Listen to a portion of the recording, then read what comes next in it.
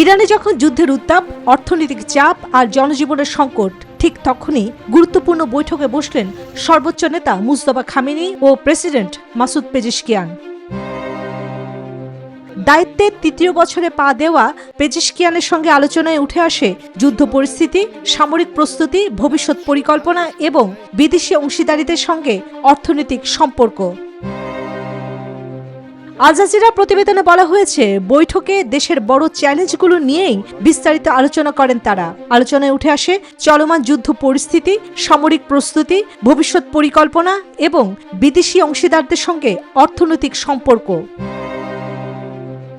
তাহলে কি যুদ্ধ ও অর্থনৈতিক চাপ মোকাবেলায় নতুন কৌশল নিচ্ছে তেহরান? আর এর মাধ্যমে যুক্তরাষ্ট্র কি কোনো কঠিন বার্তা দিতে চাইছে ইরান? নজর এখন সেদিকেই। চন্দ্রানী চন্দ্রা, নিউজ 24।